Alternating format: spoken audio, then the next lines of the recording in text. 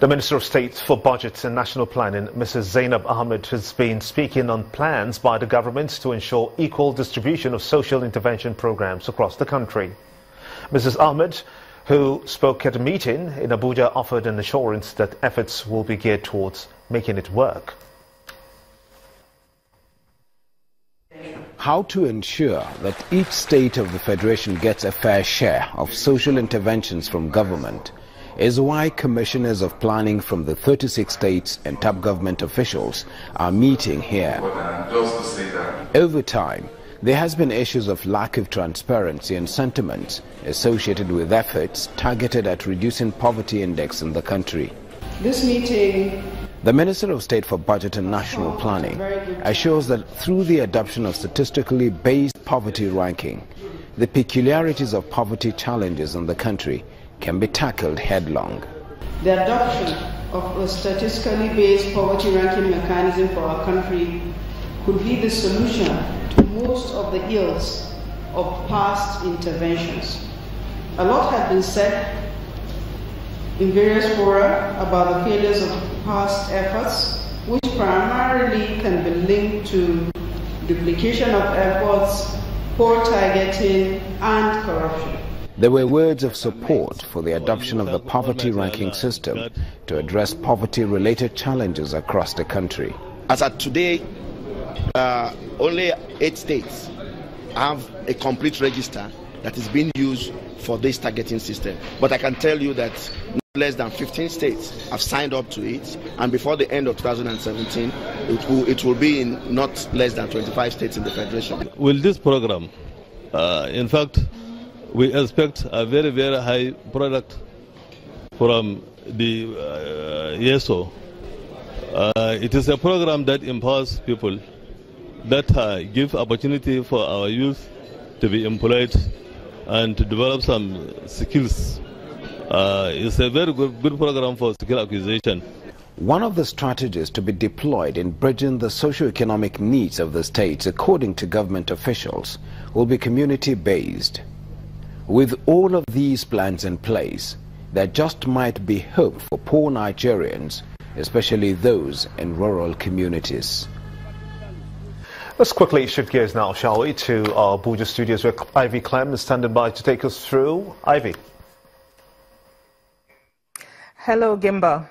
After the expiration of the United Nations Millennium Development Goals in 2015, the 2030 Sustainable Development Goals seek to achieve tangible economic, socio-political and environment goals within each nation state.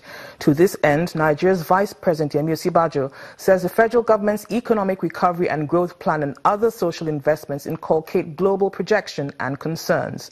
Vice President Osinbajo explained this at a meeting he held with leaders of international donor agencies to address issues confronting the localization of the SDGs in Nigeria. Our correspondent Ajuri Ngalale reports. As the international community looks to implement the United Nations Sustainable Development Goals by the year 2030, international donor agencies converge on the nation's capital to meet with Nigeria's Vice President in a bid to ensure that the exercise is not merely an academic one, but one that will touch the life of every Nigerian citizen. At the presidential villa, representatives of global non-governmental organizations gather to inaugurate the United Nations Sustainable Development Goals Donor Partnership Forum, which functions to facilitate Nigeria's access to new financing instruments such as green bonds and climate funds, in addition to technological and knowledge transfer for local capacity development. On this, key stakeholders trade thoughts. The 2030 Agenda commits all countries and stakeholders to work together to promote sustained and inclusive economic growth, social development, environmental protection, rule of law and justice. They cannot be tackled by one person, by one office, by one ministry. To deliver on the SDGs, we need that big collective effort. And I'm hoping and I believe that we're not going to leave it hanging for everybody to do what anybody could do and nobody ends up doing anything. And so I want to thank Mr. Vice President because, focusing us very directly on the task at hand. Shortly before chairing the day's sitting of the Presidential Probe Panel, Vice President Yemi Osinbajo says Nigeria's governing policies take into account global goals as a global leader. It explains why we have undertaken the largest single social investment program in our history, and secondly in sub-Saharan Africa, all of 500 billion naira every year. It explains why we believe that eradicating corruption is central to eradicating extreme poverty. We cannot allow theft of public resources and speak of sustainable development. A busy day in the presidency, and one in which stakeholders seek synergy between the interests of all humanity and the interests of a nation. Juri Ngelale, Channels Television News. A former head of state, General Abdul Salam Abubakar, has challenged Nigerian journalists to tell our own stories accurately by writing books on events that have helped shape our country. The former military leader, who was a guest at a book launch titled Against the Run of Play, written by former President Yar'Adua's spokesman, Mr. Segun Adeniyi, added that reporters should not leave our stories for foreign journalists to tell. The point here is that I would rather have Nigerian journalists writing about the happenings and events in our country than a foreigner attempting to do same.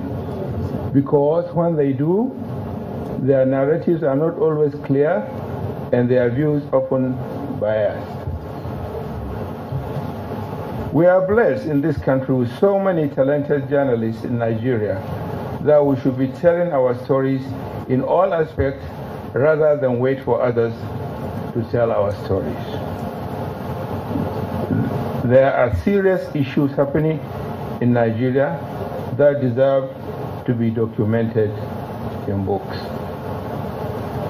For instance, on 14th April 2014, Boko Haram insurgents attacked a government secondary boarding school in Chibok, Borno State, and took away over more than 200 girls to a destination still unknown to many of us.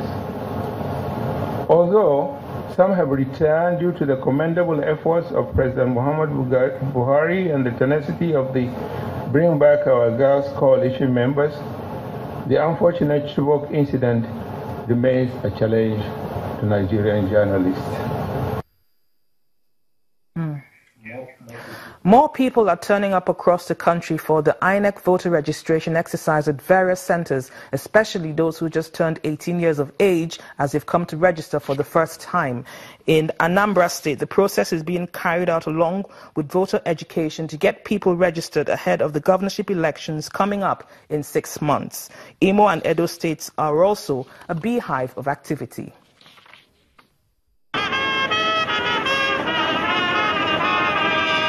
Various electoral applicants in Anambra State seeking fresh registration, collection of permanent voter cards and transfer of registration to other states.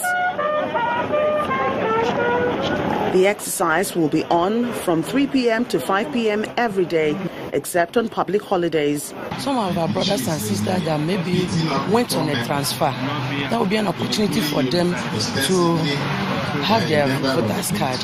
And for those who were unable to register, maybe because of health challenges, or some of them because of, how the thing happened during the other time, problem with the electronics and all that. So this is an opportunity for them to have their own time and register.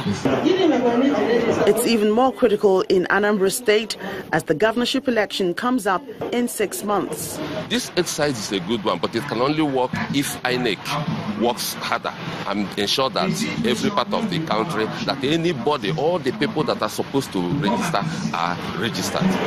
The target is to mobilize over 2 million citizens of Anambra State to avoid voter apathy. In Imo State, the same region, INEC gives an assurance to citizens that the exercise will take place across the 27 local government areas where the Commission's offices are located. It is our hope that the problem associated with election and preceding the election, like this issue of voters register, will be corrected. And technology has formed the basis on which we are perfecting this process. We are deploying technology massively for this continuous voters registration, and it is hoped that at the end of it, we will have credible voters list to lean on for 2019 election. Meanwhile, 18 local government areas will be covered in Edo State. INEC's Administrative Secretary Oscar Lee Amechi says machineries are in place for a hitch-free process. Related to this is to update the voter register to reflect transfers and deaths in accordance with Section 10 of the Electoral Act 2010 as amended, which requires the Commission. Participants appeal to INEC to ensure fairness, justice and equity in the distribution of the permanent voter cards to lessen the usual challenges experienced during general elections in the country. When the news at 10 returns, Central Bank of Nigeria mops up excess liquidity in the financial markets to support the Naira. That's on Business News. Do join us again.